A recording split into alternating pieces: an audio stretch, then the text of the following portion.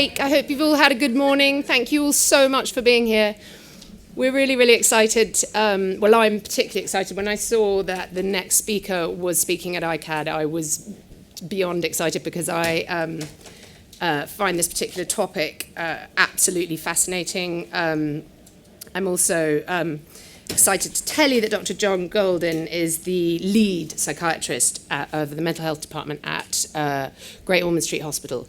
He knows what he's talking about, and this is, I think quite a lot of people here today will agree that this is a topic that's close to a lot of parents' hearts and is something that just keeps coming up. I was delighted to see that he talks in the title about the benefits of social media with adolescents, because it would have been a bit of a disaster if you'd come here today and said, look, it's just terrible and nobody should be on social media, because that's not going to happen. So I'm delighted to know that there is hope. So thank you so much for being here. And I'm just going to hand over to you. And so thank you all for coming.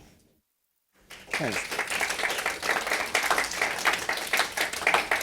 Okay, good morning everyone. It's a pleasure to have been invited here on a topic that is close to my heart. I've got two daughters, aged 11 and 13. I'm sure lots of you in the audience are parents as well. So it's an issue for us as parents, it's an issue for us as professionals, and it's an issue for us really as society.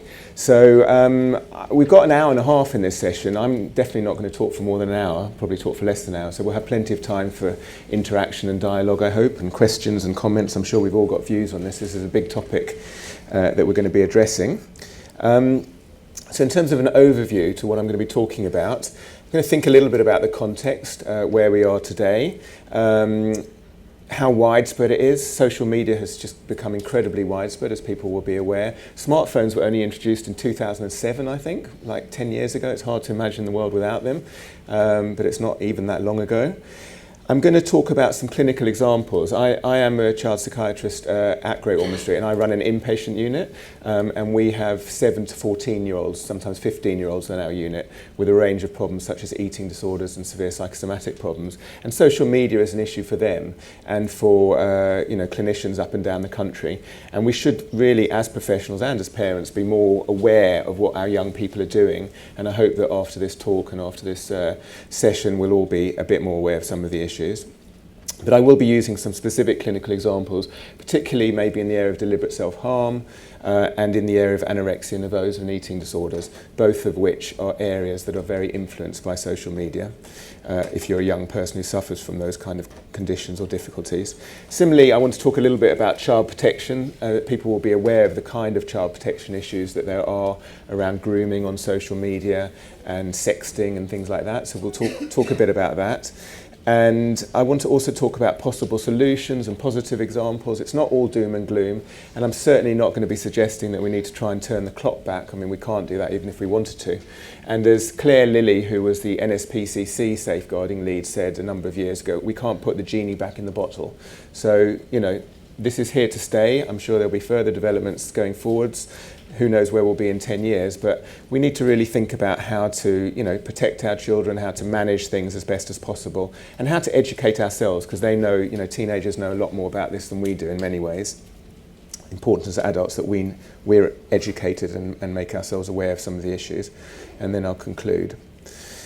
So that's a fairly familiar slide. I certainly see my daughters doing that kind of thing quite often, headphones in, looking at the phone. And of course, there is this phrase disconnect to connect, which I think there's quite a lot to be said for that.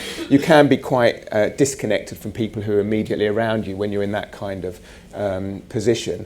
However, you are connecting with your friends who may be in another building not so far away. They might be on the other side of the world. So it is a way of connecting as well as possibly a way of disconnecting. So that's one of the things we're going to be sort of grappling with, thinking about today. Social media really is everywhere. YouTube, Facebook, Twitter. I even put out a tweet just before this talk. I'm on Twitter. I've originally used to think that Twitter was for twits, people used to say that. But actually it's a very good way of, it's not for twits, I don't think, it's a very good way of staying up to date with a whole range of things and sharing information and meeting like-minded people and that kind of thing, sharing amongst colleagues. So, I think Twitter's actually quite good, and it's actually one of the more popular social media platforms amongst young people. I'll come on and talk about that in a bit. Tumblr, I've heard more concerns about, especially for young people who self-harm.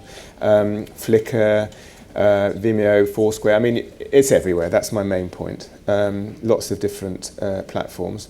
This is something I found online, which is a bit of a sad depiction of family life. Hopefully our families are not quite like this, but it can sometimes feel like that, and I certainly have been in situations at home where we're all looking at our devices and not talking to each other, and that's obviously a less than ideal situation.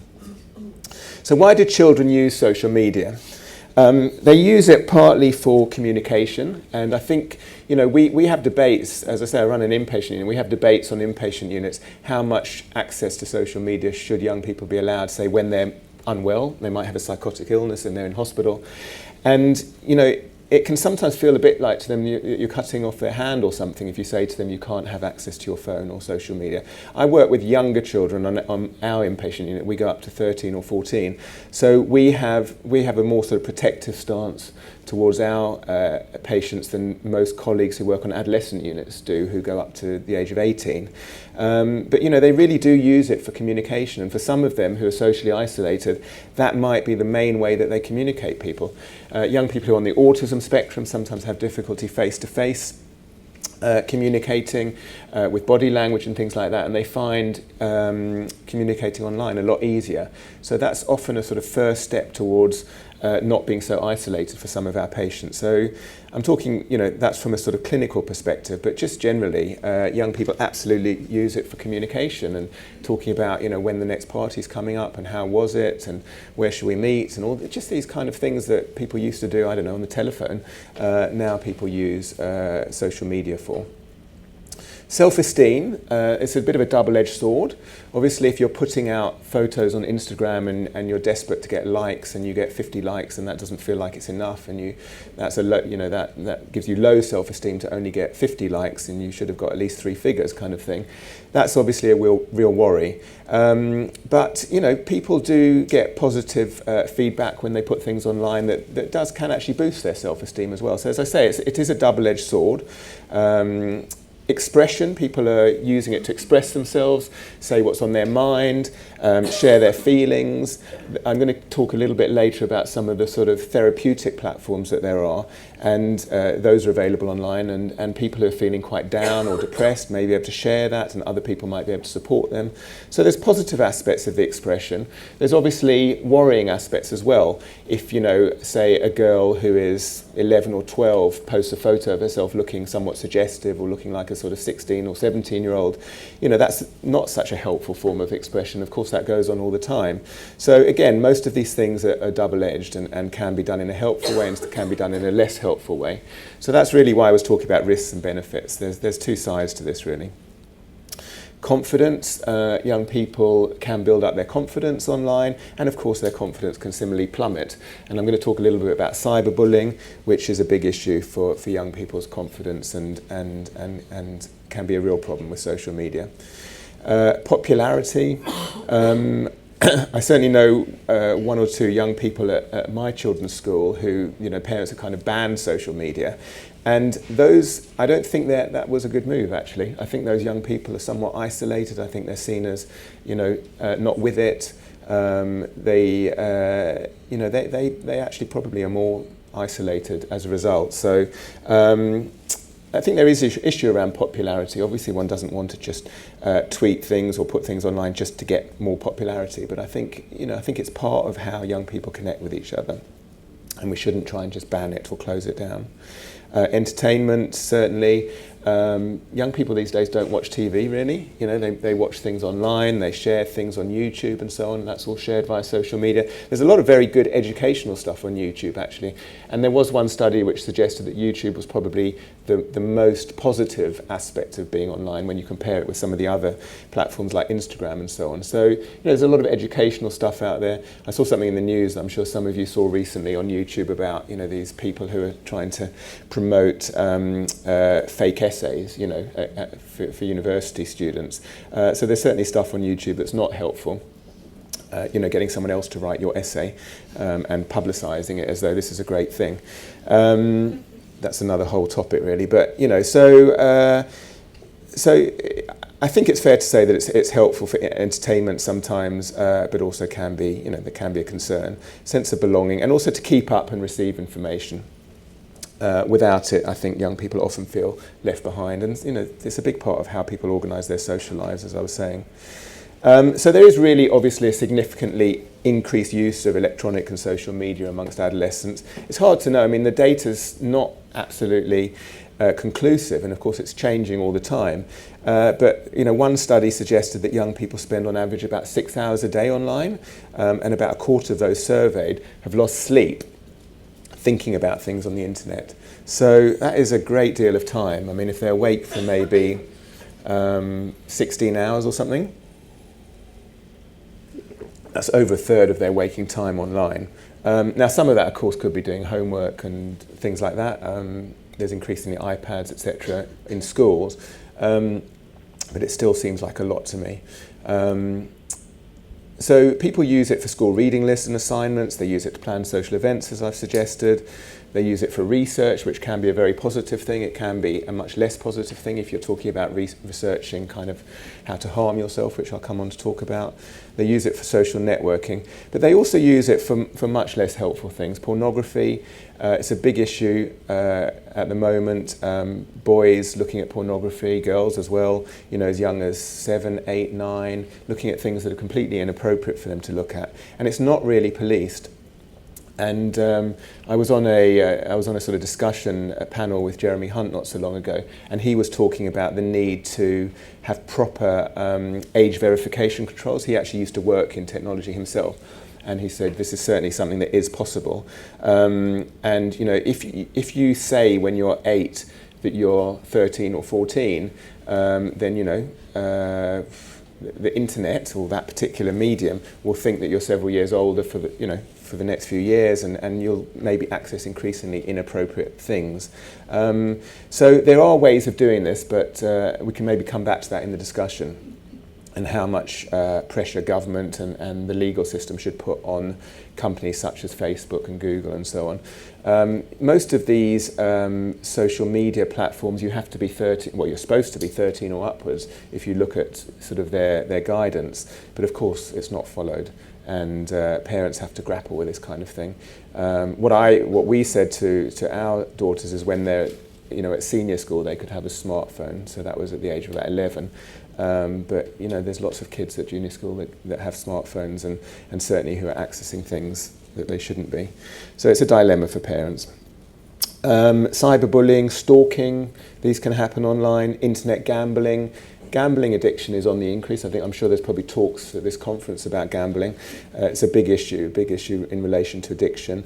Researching weapons, some of these mass killings that young people have done in the States and elsewhere, they've been very active online, researching weapons, researching ways of getting hold of semi-automatic weapons, idealising. There was a case in the news that was out a week or two. Some boys were prosecuted for sort of, I think they were looking into the guy that committed the Columbine massacre, if I've got that right, and they saw him as a kind of hero, and so they were being influenced in that way online.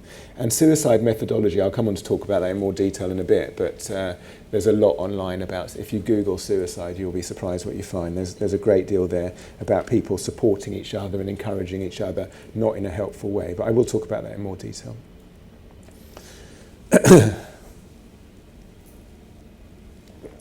So, excuse me. So we know about Facebook, Instagram, Tumblr, Twitter, Snapchat, Ask FM. These are all open to children 13 and up, but as I say, children younger than that are accessing them. We use the word tweens these days, young people at age around sort of 10, 11, 12, in between being sort of junior school and teenagers. So there was a report, Growing Up Digital, in 2017, which said that the average time spent online by 3 to 4-year-olds has increased to over 8 hours a week, while 12 to 15-year-olds spend over 20 hours a week online. So that differs from the 6 hours a day that another report showed. So, there is a variance in what's out there, but they're spending a lot of time online, certainly. And I have seen children, as young as 2 or 3, who don't seem to know how to turn the pages of a book, really. What they do is they try and slide across the book, to sort of turn the page, because they're more used to having an iPad. I think it's quite worrying. You know, sometimes they're used as sort of babysitting devices, and 2-year-olds can just look at an iPad for hours on end. So it is a concern. Of course, there's positive things to it as well, but it can be a worry if used too much. The number of young people counselled by Childline over cyberbullying has doubled in 5 years. This is an NSPCC report from a couple of years ago. And the number of calls received from children affected by grooming rose by about 10%, to 3,150, and probably in the last year or two that's gone up even more. I just want to say something about Ask FM, because that was quite a controversial site a few years ago. It was a site where young people could, you know, ask a question and then get responses. And young people, being as they are sometimes, might put a photo up and say, do I look good in this dress, or whatever, you know, how do I look, do you like my hair? And of course some people will be positive and encouraging, and other people will be cruel and, you know, vindictive. And you're asking for trouble probably if you do that kind of thing. So education is really important. I'll come on to talk about education as well, but, you know, educating young people about the pros and cons of doing this kind of thing is really important, and for us as adults to be aware of it is part of that education. But anyway, in 2013 there were 9 users who were documented as having been driven to suicide via Ask FM. There was a girl, Hannah Smith, in August 13, a 14-year-old girl from Leicestershire, who sadly killed herself. And her father blamed this on bullying responses that were received, that she had received from Ask FM. And he very much asked for tighter control. He'd seen the abuse that his daughter had received, and I mean, it's hard to even imagine how a parent would feel under those circumstances. But he thought it was wrong, it was anonymous, a lot of it. And of course, when things are anonymous, people are somewhat less inhibited about what they might say. And similarly, there was another teenager, Joshua Unsworth from Lancashire, who was reported to have been cyberbullied on the site prior to his suicide. And so there were complaints to Ask FM, and Ask FM said they were happy to help police. And actually it has been tightened up since then, and they look more carefully at what people post, and they take things down if they smack of cyberbullying, as it were. So there's less controversy about that site now, but that was an example from a few years ago. But it does point to maybe the need to police these things better. So in terms of current trends in social media, Instagram has probably got the largest numbers and is very, very popular. That's one I personally have managed to resist, but you know, it's certainly popular amongst teenagers. Snapchat, people will know about Snapchat that, as one teenager said, the whole point is that you can say what you want and then it's gone. So that provides kind of an increased risk, a forum for an increased risk of bullying. If you think you can say something nasty to someone and then it will disappear, you might be more inclined to do that. And similarly, sending a naked selfie or something like that, you might think, well, you know, my boyfriend will see it for a few seconds and then it will be gone. Of course, there's the option of taking a picture of it when it's there. You know, if you know what you're doing, it doesn't take a second to do that. So it's a false sense of security, really. And Snapchat is definitely problematic in that sense. And also people think that their parents won't see it because, you know, it disappears after a few seconds. So that again can act as a kind of disinhibiting effect, that they take more risks and are more willing to do things that they might not do if they thought about it more carefully. Twitter, as I said, is quite popular. One teenager said it's the best of them all in one place, sharing photos, sharing videos, direct messaging. Certainly very popular. Musically, my daughter, when she was about 8 or 9, was quite into Musically, and I looked into it a bit and was quite concerned about what I found. Do you all know about Musically? Probably most of you do, many of you. No? Some of you don't? Okay. So Musically is where you can lip sync pop videos.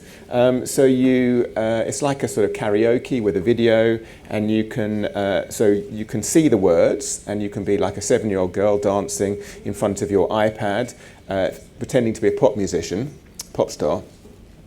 And you can do it live, so you get followers and people can watch you while you're doing it. And you can imagine the kind of people that this might attract.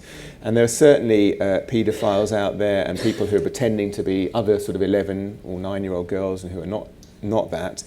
And I've heard some very sad, worrying stories of people, you know, while they're while they're doing the pop video, you get messages. So people might message you and say, "Oh, that's great," and it appears on your screen in front of you. You know, great dancing, whatever. But some people might say, "Oh, show us a little bit more of your legs," or "show us your knickers," or that kind of thing. You know, to a vulnerable 8-year-old girl.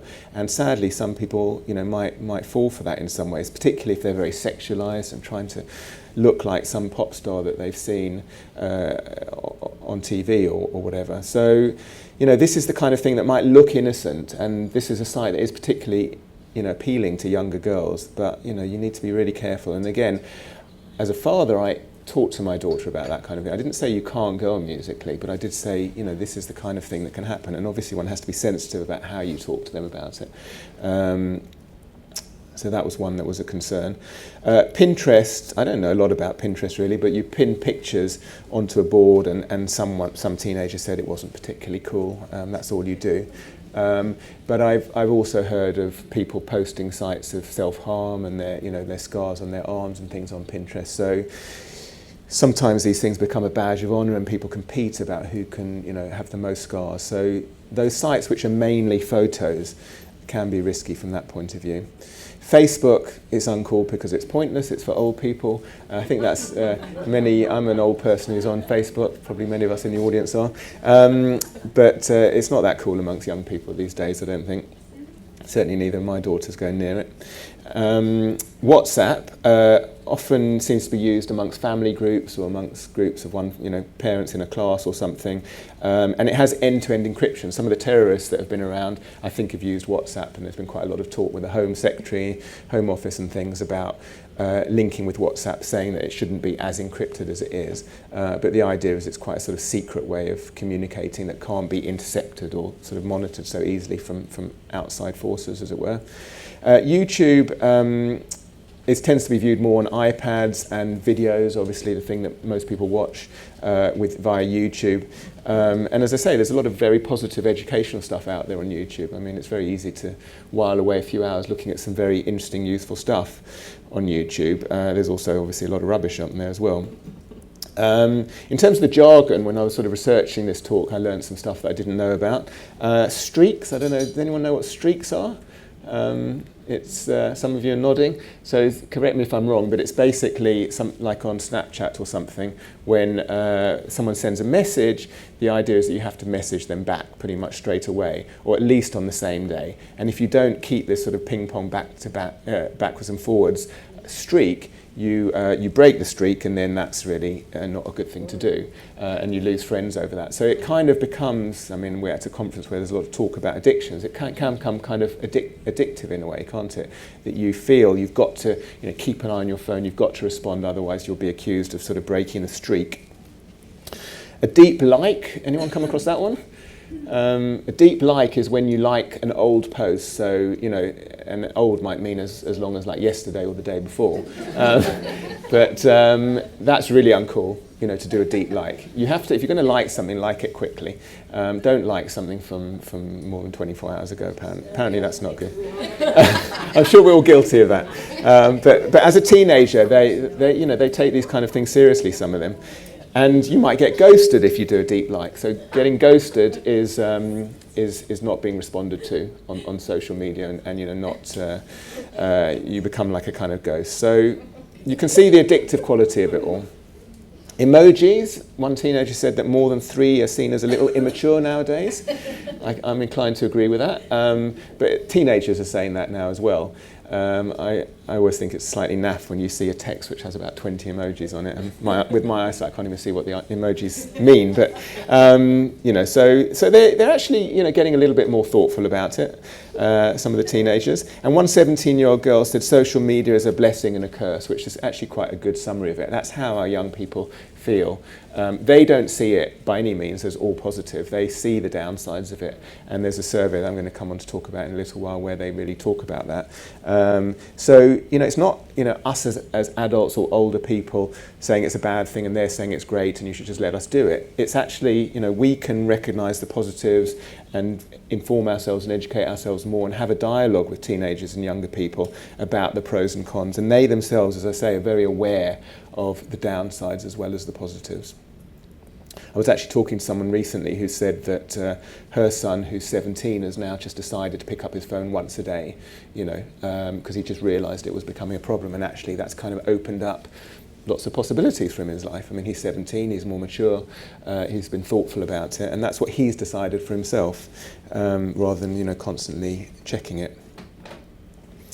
So in terms of mental health trends, as I said, smartphones only came out just over 10 years ago, I think.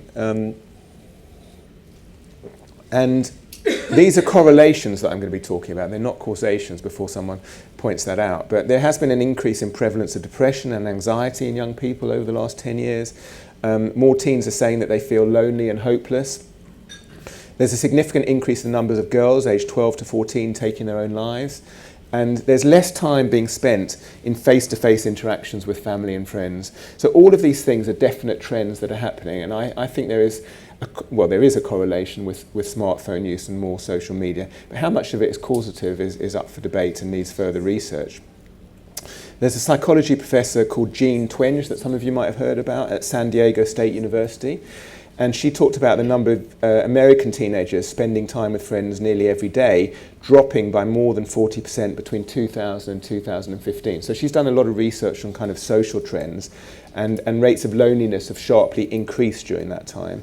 So just to repeat that, the sort of social time that teenagers are spending with friends dropped by 40% over a 15-year period. So that's kind of a face-to-face spending time with your friends. UHIS published a paper in the American College of Pediatricians in 2014, which looked at 5 days at outdoor education camp without screens. So you actually go somewhere, there's no screens there, and that was shown to improve preteen skills with non-verbal emotion cues. So that involves, actually looking at people, playing with other young people, interacting in a kind of face-to-face way. And over that short period of time, that did improve certain, as I say, non-verbal emotion cues. And also non-screen activities such as sports are associated with greater happiness. Screen activities are correlated with lower happiness. So again, this is some of the research from Twenge. And we know that spending time with family and friends is associated with greater happiness. So I think, intuitively, doing less of that is a bad sign. So, I think there is a problem with young people and their families not sitting around the table for meal times. I work with a lot of young people with eating disorders, and one of the things we always say is that you do need to sit around at a table and have a meal together in a way that, if you don't do that, it's less helpful. And obviously, if you've got an eating disorder, it's particularly important for your parents to sort of supervise and monitor. But it's also about it being a normal sort of family activity. And I recognise from my own family that can become increasingly challenging. So I know this is not easy always. And also another study where people gave up Facebook for a week and had better well-being than those who... people gave up Facebook for a week, they had better well-being than those who had not. So I can give you the reference, but it's UHIS et al., The Impact of Media Use and Screen Time on Children, Adolescents and Families, and that's from the American College of Pediatricians, November 16. So there has been some pretty good research in this area. Now, one of the issues about stuff that goes on online is it's more kind of secretive. So over half of school children have suggested they wouldn't tell their parents if they were upset by something online. And perhaps part of the reason for that is because they would be frightened that the parent would then take away their phone or say, you can't spend time online. And obviously that's not what they want to be told. And one survey of 10,000 pupils in Britain aged 6 to 18 said that 90% of young people would tell their teacher if they were upset by something face-to-face. So that's a lot easier to do. But if it was something that they were upset by online, maybe only a third of them would turn to a teacher. So there's something about the secrecy of it, the privacy of it, the embarrassment and the shame of it. If something, if you're getting bullied or if someone's saying something to you that you don't like online, it's harder for young people to actually talk to adults about. So children are suffering in silence, sadly. This is a correlation rather than a causative relationship, but certainly there is a big increase in depression, anxiety, self-harm and eating disorders amongst young people over the last 10 years or so. And there's a big increase in CAMS referrals over the last 4 years. That 44% figure is from one study. Other studies show more or less. CAMS is Child and Adolescent Mental Health Services, so it's a term we have in the UK. So this is what's happening, there are these correlations and trends.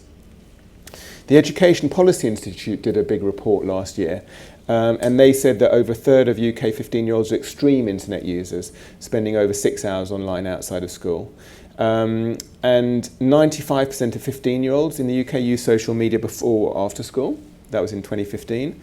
This is a good report. It's quite a detailed report. I'm just pulling out a couple of facts from it, but you could go and have a look at it.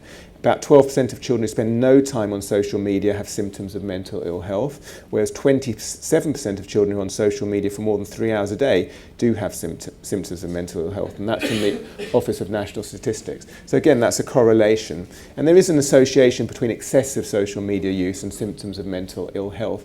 People often sort of say, well, what's the optimal amount of time to spend online? And the research that is out there would suggest something like 2 hours on social media per day is okay. So it's not a question of sort of banning social media, but it's a question of limiting excessive social media use.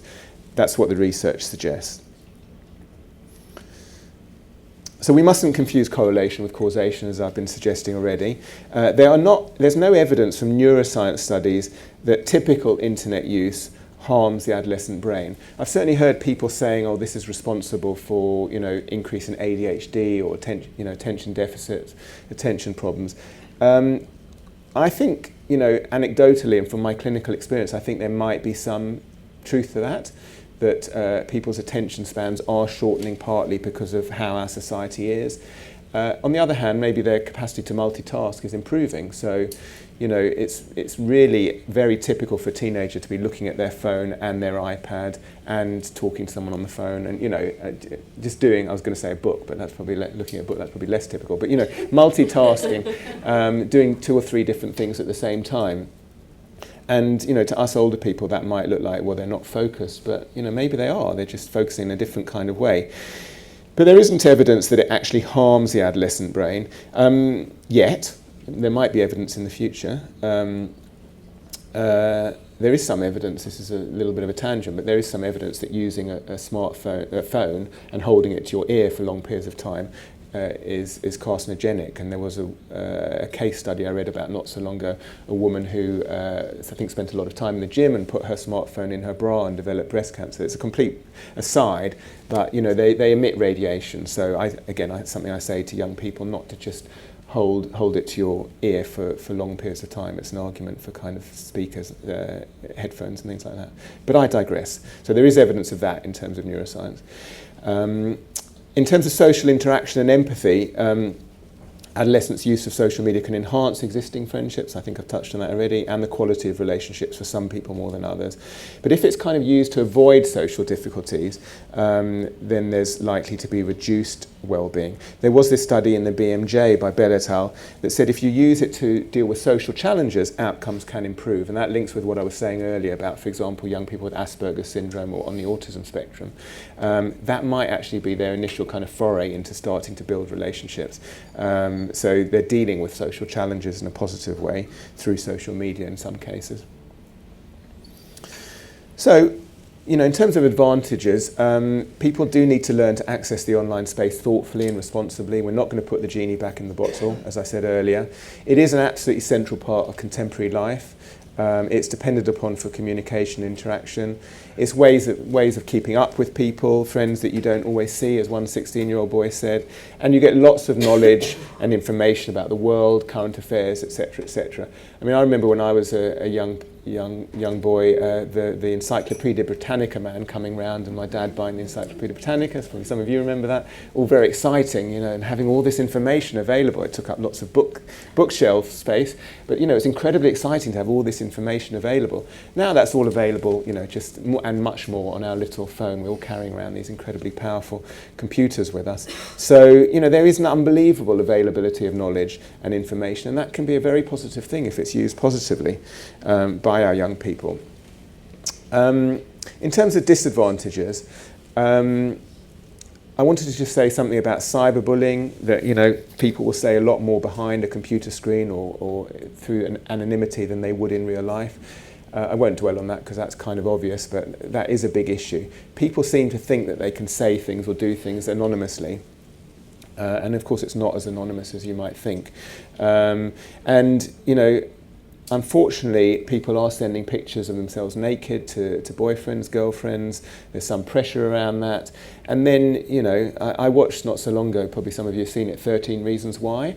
And, in that, one of her reasons was that her boyfriend, in inverted commas, shared a photo of her, which actually wasn't even that terrible a photo, but it was made to look kind of like she was being a sort of slut, in inverted commas.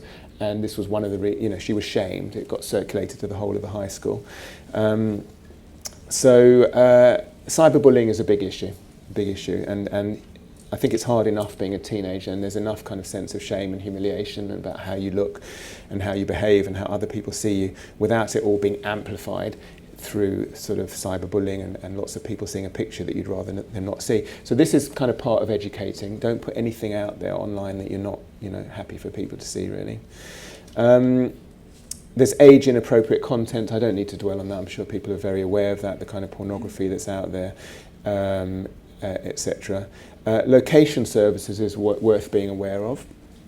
So when you are sharing what you're up to online, if you've got your location services turned on your phone, then someone who might be stalking you or wish you harm in some way, or paedophile or whatever, they can find out where you are. And of course that can be used in a dangerous way, really. So young people need to be aware of that. And similarly, grooming and child protection issues. People can be anonymous, people can pretend to be who they're not.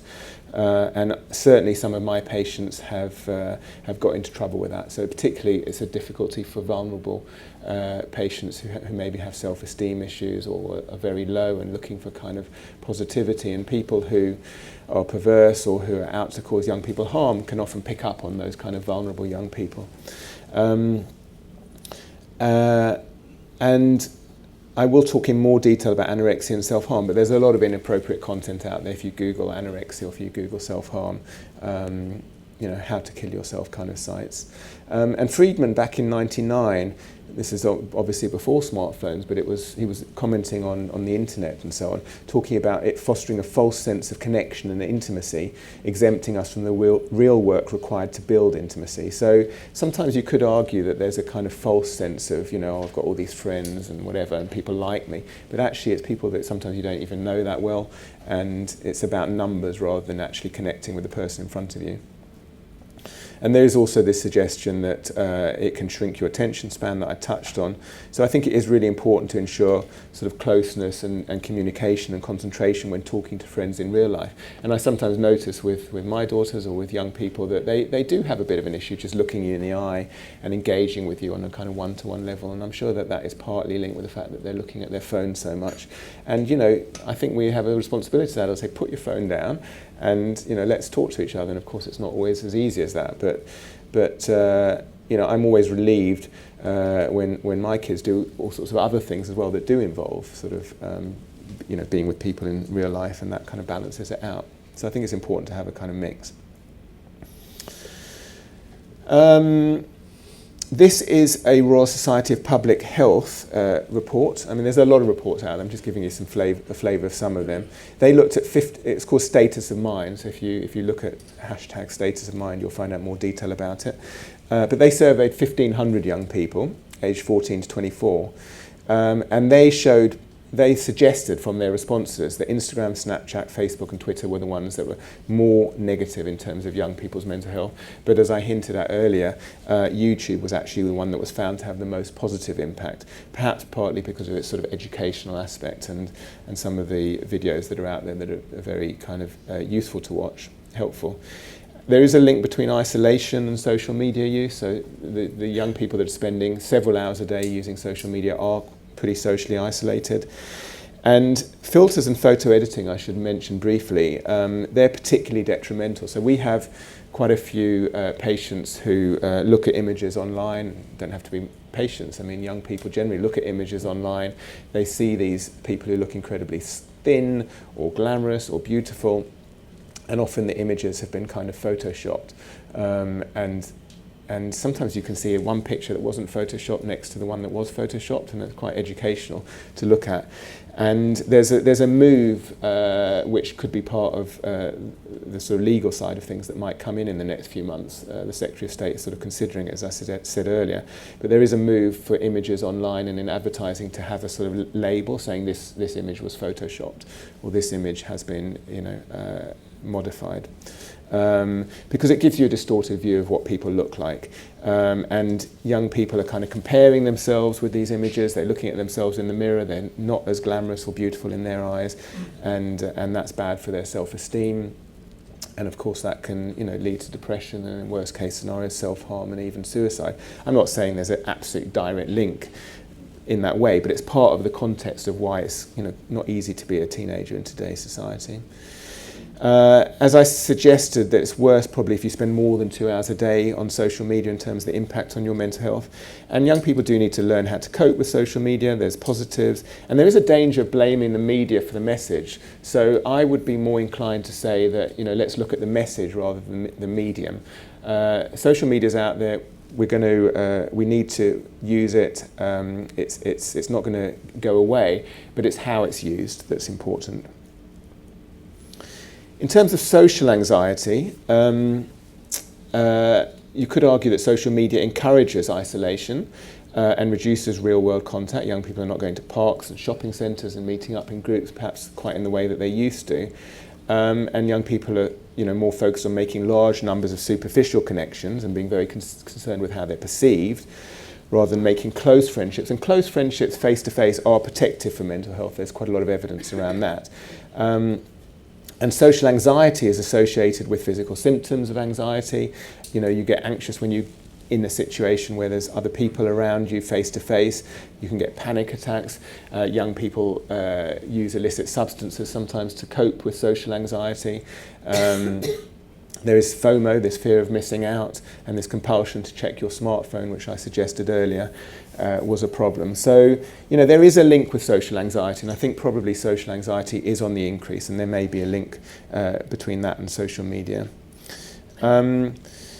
This is another poll from the Girl Guides about what I was alluding to earlier, the quest to create the image of a perfect life on social media. We put our positives out there, and that is really affecting, girls seem to be more affected by this than boys. Maybe they're more sensitive, maybe boys have more thick skin. I mean, obviously that's a very gross generalisation, because plenty of boys are affected by it as well, and plenty of girls are not affected by it. But this was a survey of the Girl Guides. And Ruth Marvel, who's the Deputy Chief Executive of Girl Guiding, said that girls have spoken on increasing pressure to lead the perfect life online and the negative impact on their well-being. So she said we need to listen and take girls' voices seriously to protect their happiness, well-being and opportunities in life, both online and offline. And one MP who's very involved with this, Jess Phillips, Labour MP, talked about the worrying results of this survey, and that perfection is nothing more than a marketing tool, which I thought was fairly apposite. So, as it says on that slide, more than 1,000 young people were surveyed, and they found that over a third of girls aged 11 to 21 said their biggest worry online was comparing themselves and their lives with others. So you get this sense that everyone else has a wonderful, glamorous life and you don't. And that's obviously not good for your self-esteem. And parents often fail to recognise this as a problem. Girls included grooming, so they're very aware of grooming. They included how photos that were taken could be altered or used out of context online, and they included threats from strangers. So our young people are not unaware of these issues, and about a third worried about how they looked in photos. And of course your sense of self-esteem is linked to the number of likes that you receive. Some people say that, there's not hard scientific data for this, but some people suggest that you get a little burst of dopamine release when you get a like on your Instagram or Facebook or whatever, and that can become a little bit addictive. And there is this real culture of narcissism. I still personally can't quite believe that Donald Trump is president of America, but he certainly uses social media a great deal to try and boost his self-esteem. And there is this kind of culture of narcissism that's out there. In terms of deliberate self-harm, this is quite a sad topic, really. There is a sense of voyeurism and exhibitionism. So as I said earlier, it can become a kind of badge of honour to post pictures of the way you've cut yourself, or the more scars, the more blood, the better. So there is an element of exhibitionism, there is an element of voyeurism, and there is an element of kind of peer competition and peer support maybe. And a young person who's extremely isolated may feel, and that no one understands them because they're cutting themselves in secret and no one else knows about it, including their parents or friends that they see day to day. They may feel that that person who's on the other side of the world that is seeing these pictures or is part of this group of people sharing these kind of pictures, they're the only people that understand them. So that will be a kind of sense of, addressing their loneliness, their despair. Of course that can lead to problems because, that peer group is not necessarily the most supportive or helpful peer group in reality. There is a website, alt.suicide.holiday, which is, the members affectionately call it ASH. And there's encouragement on that website, if I could use that term, to catch the bus. And catch the bus means to commit suicide, or catch the train. So they have an alternative kind of language as well. And their idea is that people come to this site, it's like a bus stop, and people debate, should I kill myself, shouldn't I kill myself, these are the pros and cons, and some people will say, yeah, I think you should, and I'll do it on the same day, encouraging them to catch the bus, and other people will be more supportive and helpful and try and provide alternatives. But there's a lot out there that is kind of unhelpful in this area. Users who do go to this site, alt.suicide.holiday, are generally greeted with sort of hearty, welcome to ASH, sorry you're here. Psychiatrists on that site are called PDocs. Coming out of the closet is to confess to somebody that you are thinking of killing yourself. And of course these can be positives, and there are a lot of sites out there that are actually very positive sites for people in this kind of state to go to, and I'll come on to talk about, for example, the Big White Wall later. I've got a slide on that later, which is a very positive site and supportive site, but some of them are much less positive and supportive. So adolescents seek this kind of feeling of belonging that I've been referring to. They might feel understood in a way that they don't otherwise. I've already talked about competition and the kind of badge of honour. Advice about how to do it is sadly out there.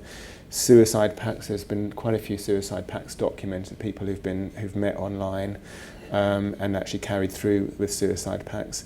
And we need to educate ourselves as parents, as professionals about these sites. We need to look at them, and we need to be talking to our young people about them, about the pros and cons of them.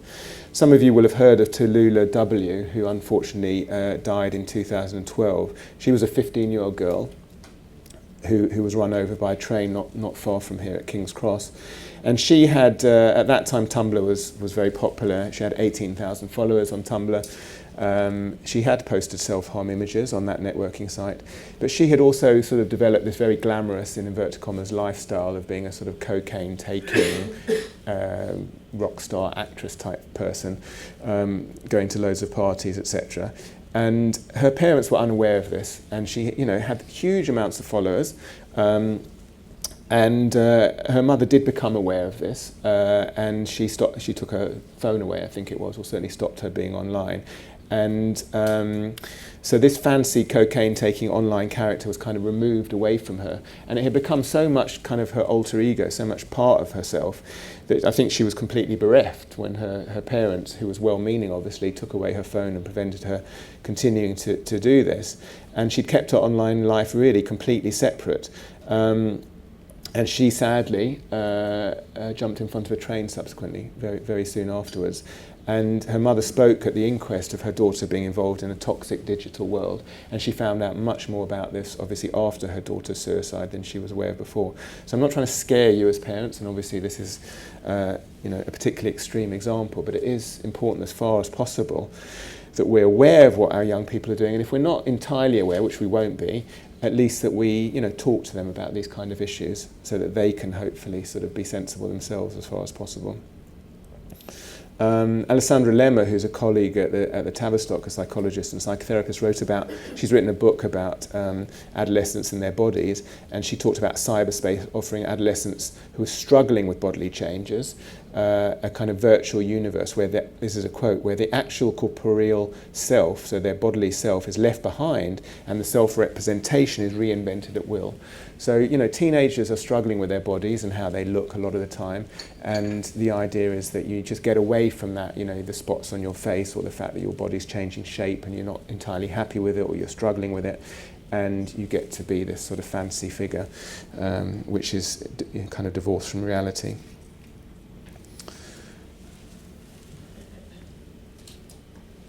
So coming on to anorexia nervosa specifically, I've already alluded to it a few times. There's something called thinspiration which is out there. So you are my thinspiration figure. You're my inspiration to get even thinner. And there's, you know, if you Google anorexia nervosa, if you go to pro-ana websites, pro-anorexic websites, there's a lot of worrying stuff out there. There's competition. People with anorexia often are very competitive. They're often very high achieving people. They've often, you know, got lots of A stars in their GCSEs or working towards that, or they've been champion triathletes or whatever, if I think of some of my patients. So they're competitive, high achieving people quite often. And when you're in the grips of anorexia, you can become competitive about, you know, how thin you are, how self-disciplined you are in relation to not taking in calories, etc. So there's a lot of peer encouragement. There are tips out there about how to be a better anorexic, in inverted commas. So this can reduce the sense of isolation, but it can also be a very unhelpful peer group. So again, we get back to these doctored images, these photoshopped images, these images of women or sometimes men who are completely emaciated and bony and look like famine victims with nice lighting, and they can be made to look quite sort of fashionable to certain people. And it's really worrying to see someone that's clearly extremely unwell put up there as a kind of inspiration.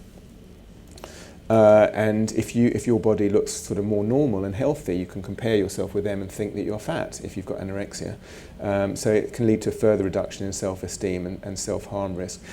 There are helpful websites out there in relation to anorexia. So BEAT is a helpful website and organisation, Beat Eating Disorders. It's one of the leading charities in the country.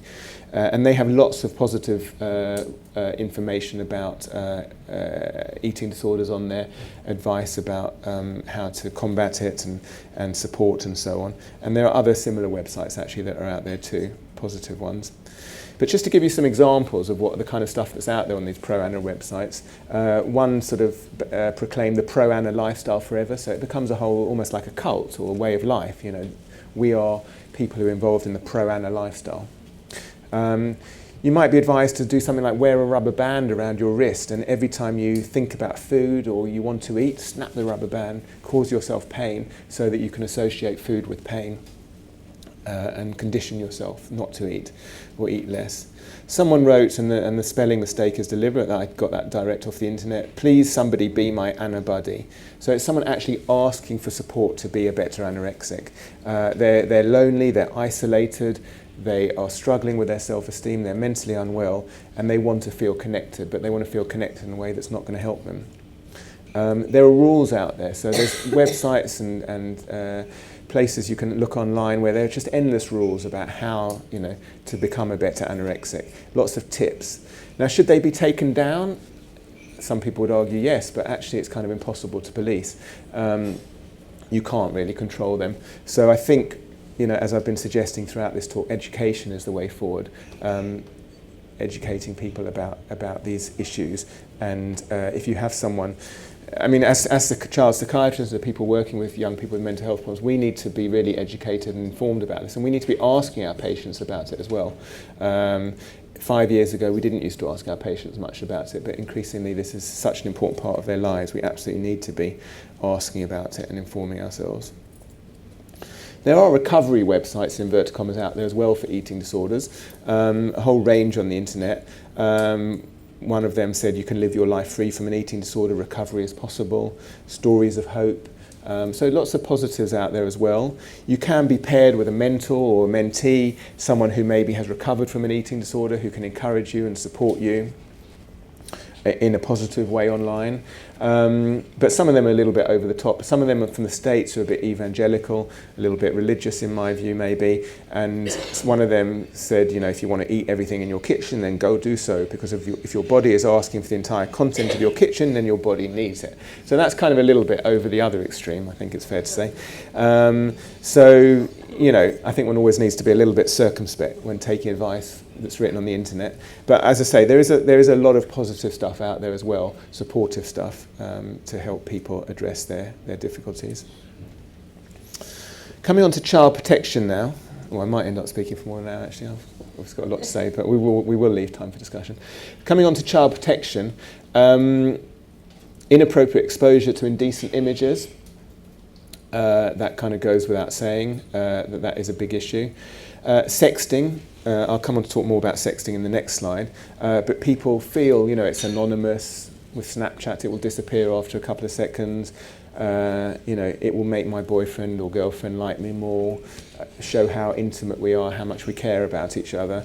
And also adolescents, you know, when we're talking about adolescent brains, their prefrontal cortex is not fully developed. You know, they're going through a stage of development. So they actually don't have very good judgment about certain things, and that's probably one of the reasons why more sort of teenage boys, I ride a motorbike, it's not uncommon for me to see some teenage boy try and burn me up at the traffic lights or whatever, and if I get a chance I might just say something to them quietly. I'm that kind of person, but you know, they actually don't think about the consequences of their action. I was actually at a light yesterday, someone said had something written on the side, you know, if I die because of speed, at least I'll die with a smile on. And I said, well, what about if you kill someone? And we were at a light next to each other. That was yesterday. But, you know, they don't think. They do impulsive things. They do crazy things sometimes. And that's partly a sort of from the neuroscience of their brains. But this links with sexting and doing things that they're not fully thinking through the consequences. So yeah, cyberbullying, private images are being circulated more widely. I remember years ago seeing something online, a gay man at an American university who was sort of talking about his, you know, fancying another man or something like that, and it was at a time when homophobia was worse than it is now. But that, you know, that went viral, and I think that person killed themselves because of the shame and humiliation. So, you know, I already mentioned 13 reasons why, but this is really an issue amongst young people, that people are getting shared, things are getting shared that shouldn't get shared. I actually had a 10-year-old boy not so long ago who was playing around with another boy, and they took pictures of each other naked, and the boy who had the picture then decided to text it to the rabbi's wife. This was two Jewish boys, and the rabbi's wife informed the mother. So it was like a 10-year-old boy teasing, you know, how can I really get you into trouble? I'll send it to the rabbi's wife. And the rabbi's wife informed the mother. And anyway, I mean, fortunately it wasn't kind of a disaster, but it's just an example from my clinical practice that happened not so long ago. I also have another 13-year-old patient who sent explicit pictures of herself to an adult because she had a difficult relationship with her parents. She felt that adults didn't love her. She was seeking attention. I don't think she fully realised this person was an adult, but I think she knew they were, you know, inappropriately older than her, but I think she thought they were about 18 and they were actually, you know, in their 30s, I think, and she was seeking attention and affirmation, and we had to, you know, it was quite a piece of work to sort of unpack that and help her not to do that. And obviously we didn't follow her around constantly, and her family couldn't, to prevent her doing that, so it was much more about education. I've talked about Musical.ly, so I won't go on about that, but there is this public live option that I mentioned that is quite risky sometimes. It's easy to pretend that you're someone you're not. There's this anonymity, and I've already mentioned location services. People can track where you actually are online. This is a bit of a detailed slide, sorry about that, but it is about sexting. I was shocked when I learned more about this, because I thought, you know, it happens, but surely it's not that common. Surely people wouldn't actually do this that frequently. But young people are doing this a huge amount, and it's part of the fact that they're not educated about it enough. They haven't talked to adults about it. They haven't thought about it. It's become part of the normal kind of flirting ritual for many young people, and adults actually. I think more adults sext than young people, but it's more risky with young people because of what happens then to the picture. I think adults, when they do it, they keep it private. more often than not, whereas young people are more likely to then share it with the whole class or school or whatever. So it does carry significant risks. Images which are supposed to remain private are shared with a much wider audience. They can be used to bully and control. Young people need to be more aware of the risks that they face. And the Ofcom, and if you know about something that's going online that shouldn't be going on, Ofcom is one of the agencies that you can report it to. They say that almost a third of 15-year-olds admit to having sent a naked picture of themselves online. And that's ones that admit it. So you can imagine there's probably maybe twice as many who wouldn't admit it, or at least half as many again. So, half of our young people are doing this, which I found quite astonishing when I first heard about it. And sexting is influenced by pornography. So they look at pornography, they think it's more normal to share naked pictures maybe. It's accessed online by a high proportion of boys. I was on a panel with Diane Abbott at one of the party conferences not so long ago, and she said that something like 50%, I don't know where she got this figure from, I actually asked her, and I don't think it was a very accurate figure, but she said like 50% of 8-year-olds are looking at pornography. But I think there's definitely a very high proportion of boys inappropriately accessing this kind of thing, and girls. And of course in male-female relationships it can start introducing inappropriate expectations about how you make love, how you have sex, and it can be very problematic. And actually, coming down to the sort of the fifth bullet point on that slide, it was disclosed that over a 3-year period there were over 5,000 alleged sexual offences recorded in UK schools, and this included over 600 alleged rapes and nearly 4,000 alleged physical sexual assaults. So I definitely think this is an increasing problem of rape and sexual assaults between young people, and it's something that is not talked about enough, and it's adults like ourselves don't think it happens or hope it doesn't happen and don't want to pay attention to it, but it is happening, and I think it's influenced by pornography. But we need more research in that area, and we certainly need more education. Child sexting cases have doubled in the past 2 years, and police investigate 17 cases a day, but that is the tip of the iceberg, I'm sure. There's a lot more of it happening than is coming to police attention. And it is illegal to share images, that a naked selfie, to share it without the person's permission is illegal. And the law needs to kind of catch up with all of this as well, policing it. But I think that the main thing, it's not so much a sort of legal response, it's an educational response. We need to help young people address the risk through open discussion and education. There's a move to have things like PSHE, personal, social and health and economic education in schools, and SRE, sex and relationships education. I've been quite involved in lobbying for this with government and other people as well, that these should be a compulsory part of the national curriculum, and they are becoming a compulsory part of the national curriculum. And in those lessons, which should be taught by an expert in those fields, not just necessarily by your form teacher, who you might be embarrassed to talk about some of these issues with. You need someone who's trained to talk about these issues.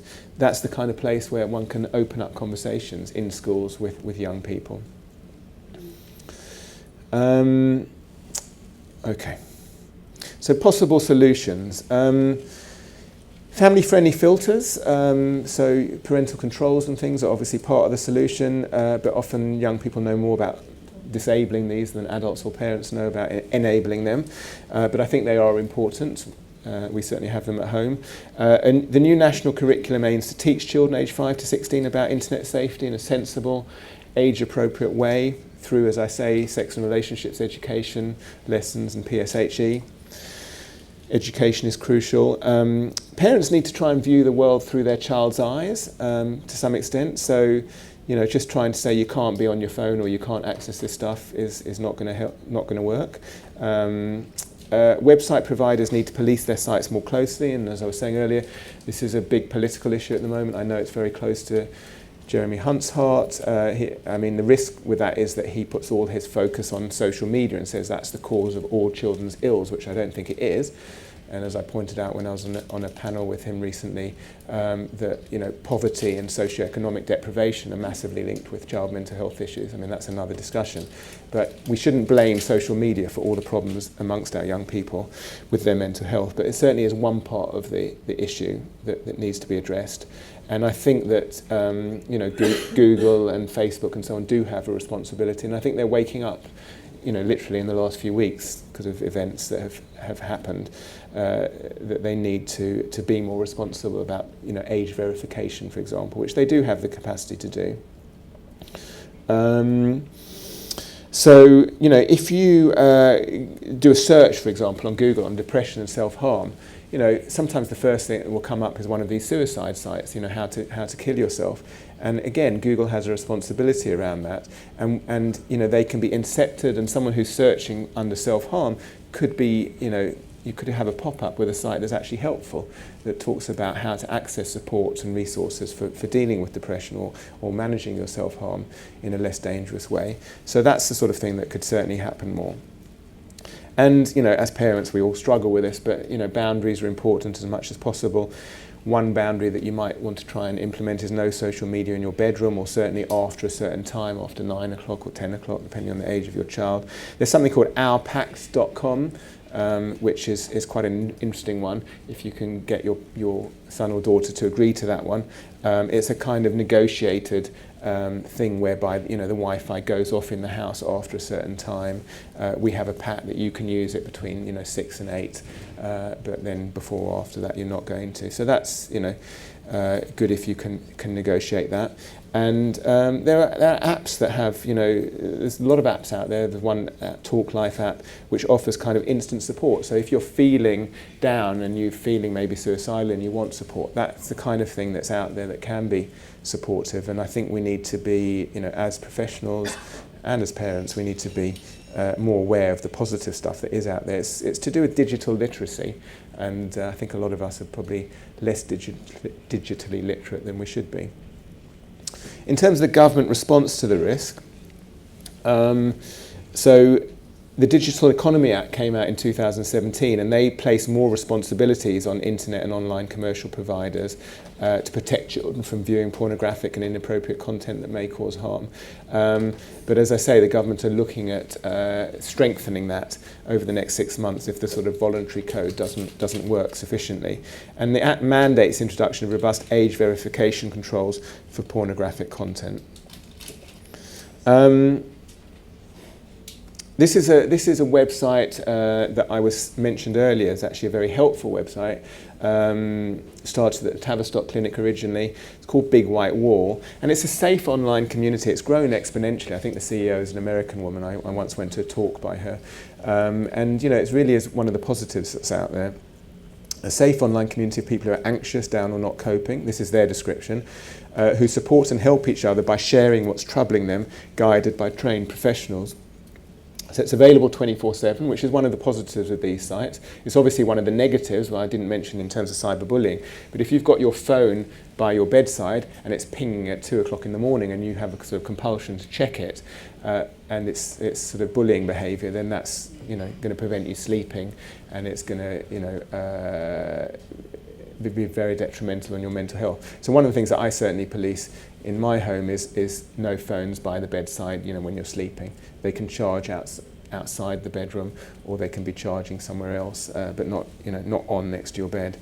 Anyway, I slightly digressed. I forgot to mention that. But these are 24/7, and actually, you know, if you do need help 24/7, that can be a positive thing.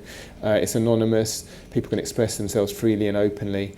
They have professionally trained wall guides, so there are adults who are counsellors and properly trained who ensure the safety and anonymity of all members. There's the option of live support. Some clinical commissioning groups nationally are what's the word I'm looking for? They're paying for this, commissioning it. That's the word I was looking for.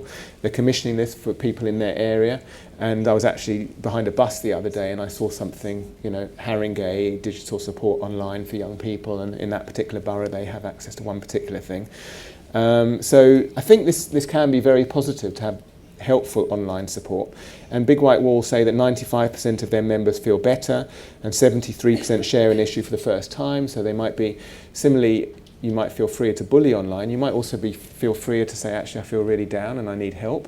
So people can share an issue for the first time. And about 80% of people self-manage their difficulties through this kind of site. Now, the reason why it's called Big White Wall is that you can kind of create a brick. And on this brick, it's a unique brick for yourself.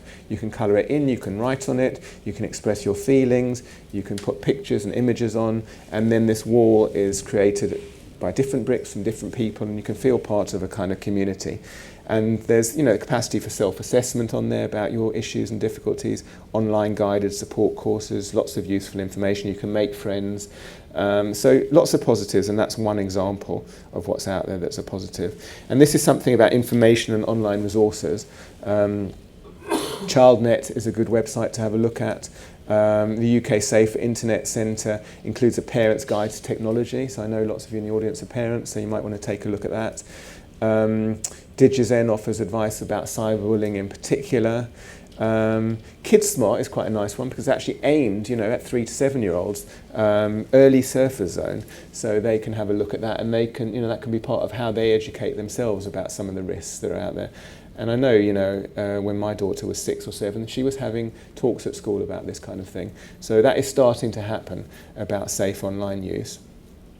And if you do, you know about something dodgy that's happening and want to make a report, CEOP is where you can report it to if there are concerns about online grooming or sexual behaviour online. And also the Internet Watch Foundation has a lot of useful information and resources on it. So, to conclude, the genie is out of the bottle, as Claire Lilly from the NSPCC said. We can't put it back in the bottle, nor should we really want to. Adults need to understand the seriousness of some of the internet content that's out there. I'm sure some of the stuff I've said to you today you were aware of, but I'm sure there's also stuff that you weren't aware of. So, you know, we need to make ourselves more aware. We need to understand what's out there. We need to understand what our young people are being exposed to so that we can talk to them about it and be available to them when they want to talk about it. You can't turn back time. We need to inform ourselves, educate, monitor, discuss openly, debate. I think boundaries are important. Boundaries are always an issue between parents and teenagers, but for example, up to 2 hours a day on social media, maybe after school, not in the bedroom at night, not after a certain time maybe, not giving smartphones to kids at junior school maybe would be a boundary I would suggest. Mental health can be harmed, but there can also be helpful aspects. So I've certainly talked quite a bit about some of the harms, but I hope you've also got a sense of some of the helpful aspects and positives that are out there as well, and how it can reduce social isolation for some people who are very isolated and so on. And I think we need to focus on the message rather than the medium. So let's not just vilify social media. Let's inform ourselves about it, and let's educate ourselves, and let's get into discussion with our young people. And of course it can be good to disconnect, to connect, and there should be time in everyone's day to do that. But also let's not vilify the time that is spent online, which, you know, can be positive and can be worrying, and we need to protect against. This was a cartoon that I came across that you might find amusing. If you can't read it from the back, all right, you can go on your iPad for 10 hours as a reward for being off it for 5 minutes. Yeah, that was quite funny. And thank you for listening. We've got 20 minutes.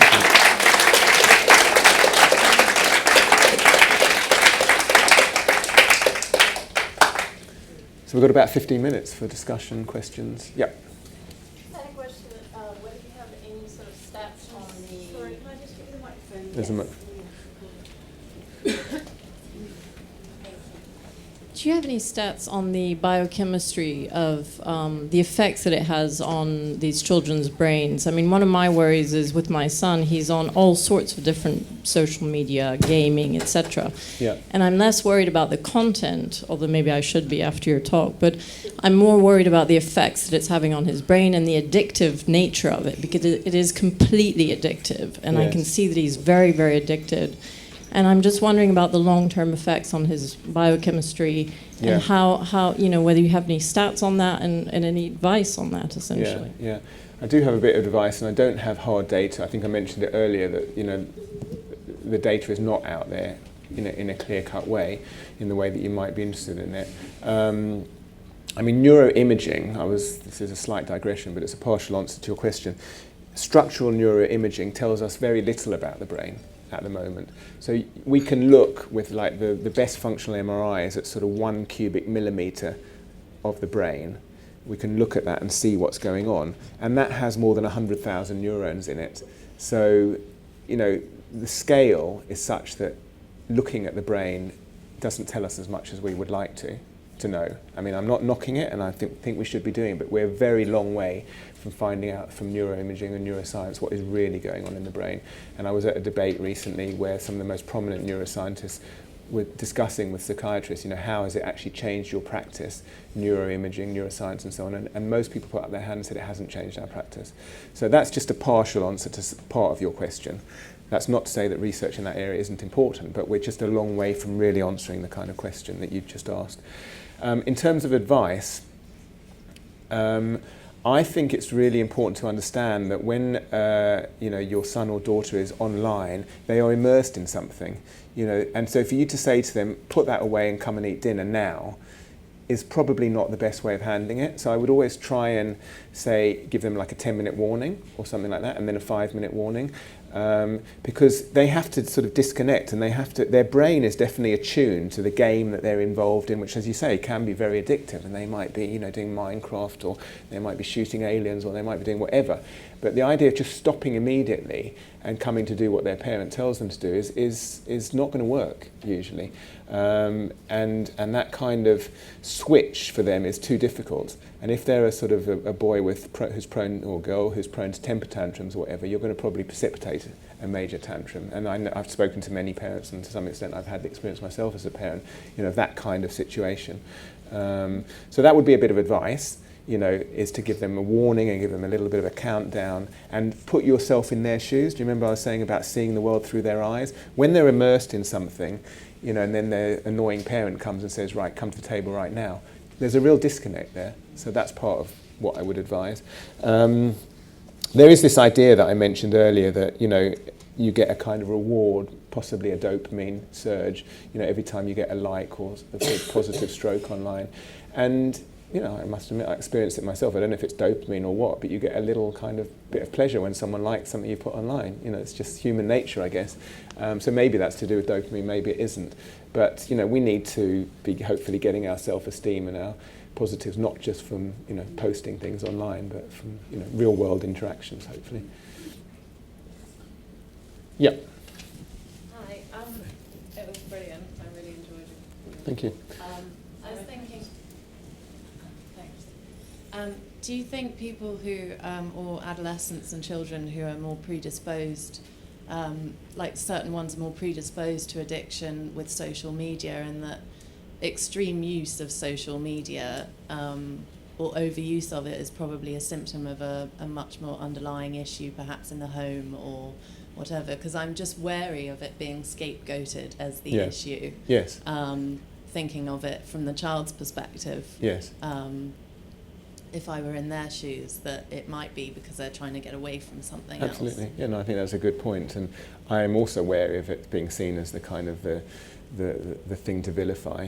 And yes, I mean, in families where there's, high conflict, maybe between the parents or within the family, it might feel a lot safer and easier to be in your room online than listening to your parents rowing or whatever's, worst case scenarios, abuse, neglect, bullying, physical, sexual abuse. I mean, these kind of things are common, sadly. So yes, it can be a way of coping and a way of protecting yourself. I would agree with that. Let's not, as I said, shoot the kind of the medium in itself. There are pros and cons to it. And if a young person is not feeling understood in the kind of the real world, obviously one tries to address that. And if they're spending an awful lot of time online, maybe that's a bit of a warning sign to the parent that stuff's going on that in the real world is hard for them. So yeah, I would agree with the premise of what you're saying. Yeah.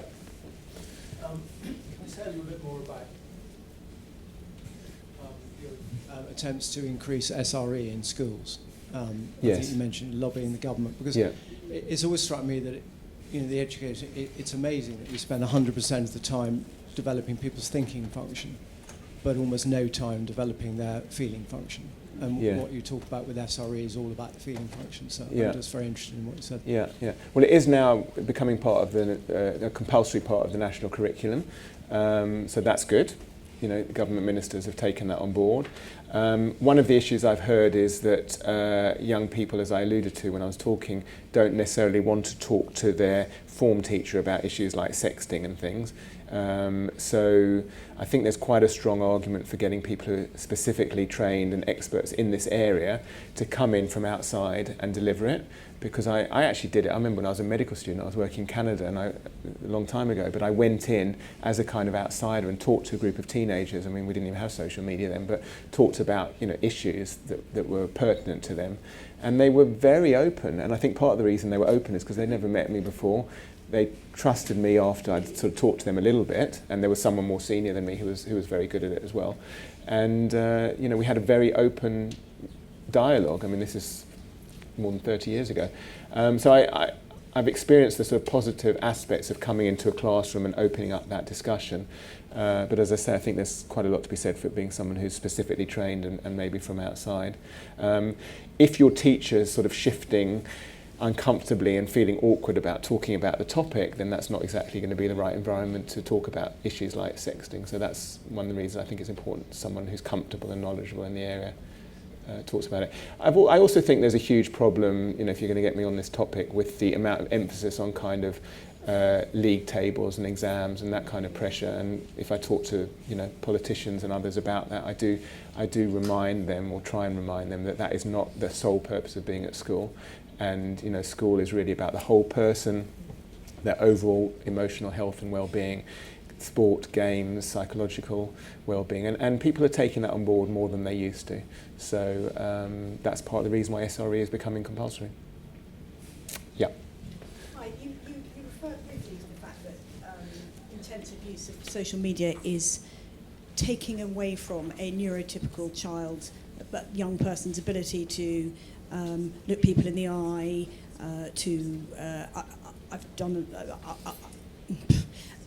I work a lot with kids on the autistic spectrum, where you can teach them social skills, you can teach them communication repair strategies, etc. But increasingly, parents are coming to me now with neurotypical kids who have no ASD problems at all, who can't read a face, who can't read a room, who won't do well in an interview because they really cannot assess what the person's body language, not to any massive professional extent, but they don't appear to have key communication skills, key interaction skills. Do you come across that a lot, and what would be your advice? I do come across it. I mean, obviously most of the young people I work with do have, you know, specific difficulties. So maybe I see a skewed section of the population. But, you know, I gave that example of, you know, just 5 days in a camp away from social media. They actually showed benefits in terms of emotional processing skills and the kind of thing that you're talking about, recognizing facial expressions and so on. So, you know, I think we just need to be aware that that is part of the problem, and make sure that our young people are not spending all their time online. You know, they do have time for face-to-face stuff. I mean, I'm just so relieved that each of my kids do their specific sports and things that they're interested in, as well as the sort of social media stuff. So I think, you know, promoting whatever it is, football, swimming, dancing, things that involve being in a group, face-to-face interaction, etc., is a really important part of being a parent and raising children. Similarly in schools. So, you know, iPads, etc., are being used more and more in schools, which is not necessarily a bad thing, but it needs to be balanced with all the other activities as well. Yes. Sorry, you have had your hand up for a while. Do you want to? Yeah, and then we'll come to you. Yeah. Thank you very much, and thank you very much for your talk. As much as I enjoyed it, I found myself getting increasingly anxious and quite distressed. And I'm evidently betraying my age and the fact that I don't belong to an online virtual life. I'm very old-fashioned and old. But I wondered how much we are subconsciously validating some negative elements by using terminology such as this is a form of communication, it is social media, when undoubtedly it has its benefits, but it's predominantly got an awful lot of negatives as well. And in a lot of ways it is incredibly antisocial. And it could potentially also disable people from real human meaningful communication and connection and interaction. And I come at this from the perspective of I'm a non-practicing child protection barrister, and a counsellor for families and significant others.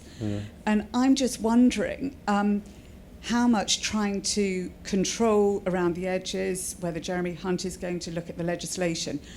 I know personally that trying to control the unmanageable can make it more uncontrolled. And I'm just wondering how much actually we need almost to have a power cut across the country and to all unplug and to realise that we can actually speak to our families rather than accessing an external online platform in the middle of the night to say, I'm really upset about this or I'm really upset about that. Why not go and wake your parents or your brother or your sister or somebody else or your aunt or whoever you're living with, the group that you're living with, and get back to real and meaningful communication and attachment. Yeah, well, I sympathise with some of what you're saying. I don't think it's realistic to do that, though, sadly. You know, and it is a form of communication. That is the reality of it. And I don't think we can say it isn't. But it's a form of communication that has positives and negatives, and that's what I was trying to sort of convey. And I think children, if they heard what, you know, teenagers, if they heard what you said, would just feel that you're not in touch with them in terms of, you know, linking with them. You know, the idea. I mean, I sympathise with the sentiment. You know, let's have a power cut or whatever. But you have to engage in dialogue with young people around this kind of thing. And, you know, I think you have to try, as I said, to see the world through their eyes. We are living in a changed world. We can't put the genie back in the bottle. I'm grateful for that, but I'm also really grateful to some of the child and adolescents that I am around who've chosen of their own volition to spend all their pocket money on punked phones, which are obviously the dumb way of meaningful communication and unplugging from the iPhones and refusing to interact. And they walk, they're walking their own path, and it takes real strength and courage. But the more cultural shift and support might actually really address that, and to invite 24 hours of unplugging rather than we're going to spend millions on rewriting the legislation. Like a one-off. day? Let's just try it. Oh, I see. Let's just try it. Well, I see what you mean. Sorry, I thought you meant more. Okay, by the way, Nokia phones, you know, when we were younger, all of us, you know, those Nokia phones that you can literally play Snake on and you can't do anything else, they're becoming quite trendy. 5310, yes. Yeah, all different colours, so yes. I know what you mean. Sorry. Okay, thank you. And I wanted to ask because, like young people, they stay a long time on the internet. All the things you were talking about is what we know. But I have been wondering, I have this niece, which I sometimes think she has got all those diagnoses from the computer, either from the social media. And what worries me is she was like a very healthy girl when she was 12 and a half, something like that, when she began to talk to some guy. Okay, I come from Iceland. But she began to talk to somebody in USA. She thought he was 25, like I was trying to tell her. He was maybe 85, you know, don't know. But she got in a big crisis after that because he quit talking to her. But after 3 months, he came again. And after that, she has been, you could say, very sick because of all those things. She has got all the symptoms you were talking about. So, and now she is in all kind of special cares, and she has anxiety, you know. She can be in a classroom. She has had eating disorders, everything. And for me, because they are always on the internet, it's like, oh yeah, when I go to that meeting to meet a counselor, I can, I know. I have to say, yeah, I'm feeling like that and that. So, and today she's like in a cave, you know. She's not having a normal life. And I'm always, she's very related to me. She's daughter of my twin sister, so I know her very well. But I'm always trying to help her because I always also works as a counselor, and always telling her about things she could do, or my sister and brother-in-law. But the thing is, she always ends up with, well, I'll just kill myself. So it's very, do you have any suggestions to to this? Any what, sorry? Could you give me any advice or something? I mean, this is difficult. Yes. I mean, I have 4 kids. I have had this. I just took the router, you know. Yeah. Yeah. I mean, it's a very specific example you're saying. So I know, I can't really add to particular. I mean, No. you know, don't think I can add more than what I've said in terms of advice around that kind of but thing. what I am thinking is, could it be that she is taking so much information from the internet that she is, in a way, making all those diagnoses? Well, people do learn stuff from the internet that can be used in positive ways and less positive ways. Yeah. And as I say, you can get a sense of belonging from certain groups. So, you know, I wouldn't want to talk more detail about one particular example now in this setting, but you know, I certainly know that people do, you know, join groups for people with a particular diagnosis and feel that, you know, that fits them, and then they have a sense of belonging, and it might not have been fully diagnosed, and that can be in a kind of unhelpful way sometimes. I actually read something in the British Medical Journal at the weekend about diagnosis and the way that psychiatrists can change diagnoses from, in this one person's case, from bipolar disorder to a psychotic illness to emotionally unstable personality disorder, and how the diagnosis impacted on how she viewed herself as a person, how other people treated her. And her friend would say, well, can we just stick with bipolar disorder because that's more socially acceptable? I don't want to say my friend's got personality disorder. So diagnosis is a very powerful thing. I would agree with that. But of course, he gets treatment and everything, but I just wanted to ask. Yeah. Should we just take one last question? Thank you very much. Because I think you've had your hand up for a while. That's the last question. I think we're at a time down. Sorry. Yeah. Thank you very much. I just wanted to have your opinion on a specific point. You have mentioned some of the correlates of the apparition of smartphone back in 2007, and you have mentioned the work by Twinge. Yes. For example, correlation, the similar increase in mental health issue, and there is something you have not mentioned, and I would like to know a bit about this. There are also findings about reduced consumption of specific substance, psychoactive substance, in very specific group, which have also been linked to the development of such ICT devices like smartphone.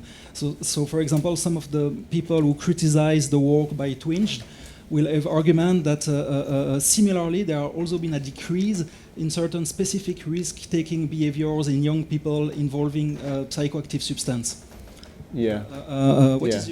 What is your opinion about it? I think that's a good point, and you know, it's not all bad news for young people. You know, teenage pregnancies are going down. As you say, substance abuse is going down in many areas in many parts of the world amongst young people. Certain things are definitely reducing in a positive way. So it's not all bad news. So I would agree with that if that's part of the point that you're making. Okay, so you would also link that to the development of this social network the same way you have linked mental issue to these. I was careful to say it's a correlation, not a causation. So I am certainly not trying to suggest that social media is the cause of all these, difficulties. Yeah. So I think I think your point is well made that it's, as with many things in life, it's a mixed picture. It's not that simply things are getting worse. I gave some examples of definite problems like depression and self-harm increasing, but you're right that other aspects of sort of public health amongst teenagers is improving, such as the ones I've just mentioned. So it's a mixed picture. Thank you. All right, thanks everyone.